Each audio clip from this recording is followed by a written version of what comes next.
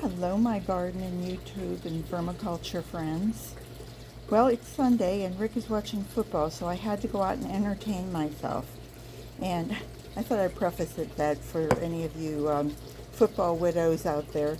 Anyway, this is a little lid filled with tiny little worms and cocoons, I believe. Anyway, where it came from is I, I had my little trays that I've used for quite a few years now. They're a little oblong tray and they always have great dirt, great soil in them. And I use them for my lettuces and greens. And they sit out on my front steps as you're coming up to our house. And so I think the worms and different things just kind of crawl up inside of it and enjoy the moisture. I do not believe that they are red wigglers. If they are red wigglers, it's because I have used worm castings in the soil, and some of those cocoons have hatched, and because it stays nice and wet, it gets watered quite often, and I water my lettuce daily to keep it really, keep those roots going. So I think red wigglers could survive, but I don't really know. So what I'm going to do is I have my Meals on Wheels here, this planter that I have, and because it gets so little sun, I really don't get a whole lot to grow in it. However, the worms seem to be happy surviving in it.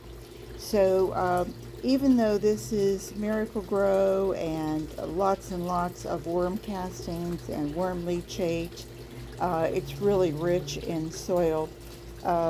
It is soil, rich soil, but it's not bedding as peat moss and that sort of thing. But let me see if I can find a few worms for you. But you can see I've got castings in here, and I've got all sorts of little things. I don't see any worms about, but I did try to bait it, as you guys say, bait them. And but I wanted to show you this. I thought this was kind of cool. This is kind of like a time lapse on how they're going to come out. And let me see if I can show you all of these and all of the little baby worms. Look at how tiny they are. I mean, I think the biggest one is about an inch long. I think I counted about, I don't know, I kind of lost counting. But I think there's probably about 100 little worms, and I would guess there's a couple hundred castings. I mean, they're so tiny it was hard to even count them, because as I'm looking at this is probably about 10 or 15 in each little cluster. So what I'm going to do is I'm going to make this nice little divot here. And then I'm going to, oh, I see somebody crawling around over there. And I'm just going to tuck them in, just like they were little babies going to bed.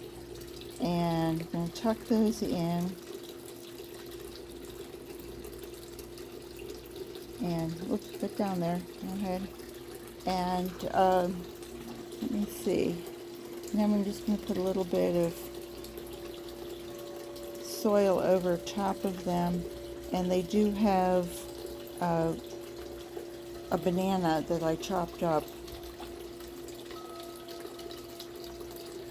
and I think that'll keep them satisfied and entertained for a while. I do keep this moist, probably more moist than I would if I had something planted in it. So I want to see how in another month or two, keeping it moist, when they grow up, and they will, exactly what kind of worm it is, because they're so tiny now you just couldn't tell. So this is going to be the mixed bin, so to speak. And over here, my other worm bin that I started. I only started it with, what did I start it with? 4 worms. And then like a month or so later, I went back and there were 8 that I went through this whole thing and I found 8. And then I went back about 10 days later and I found 16. And I was putting Quaker's Oats, you know, the instant Quaker's Oats. I was grinding it and putting some cornmeal in with it and putting that in and making kind of like a little mush for them, and with, of course, bacon with banana peel, and I like banana peel, and of course eggshells. I like to pulverize my eggshells, and over on this one there's so much eggshell over there that I just didn't bother adding them whenever I added the worms. But on this one I think you can even see all of but you can also see a lot of castings in there too, can't you? But anyway, I ended up 33 was the last count, and I need to, I went through and I did another little experiment, and I'll share that with you later. But these I'm hoping to keep as all red wigglers, and then, and just to see if they will stay true to being red wigglers, you know, or do they evolve, or is there something in the soil that other worms can somehow get in there and you know, grow up, and do they crossbreed? I really don't know. So anyway, that was all I wanted to show you, was that I just had the fun of doing this and going through that soil that I have that's so rich. I was about to plant some new lettuce, and I thought, hey, you know what? Let me just go through this soil that I've been keeping really moist, and I haven't put any seeds in it lately, and I just wanted to see if there were worms in it, and I mean, boy, were there. But, you know, it's like sifting for gold. You have to go through, you know, little bit by little bit. But anyway, it was entertaining, and I thought you would enjoy that I shared it with you. And I hope you guys will keep an eye out for, this is the 19th of December.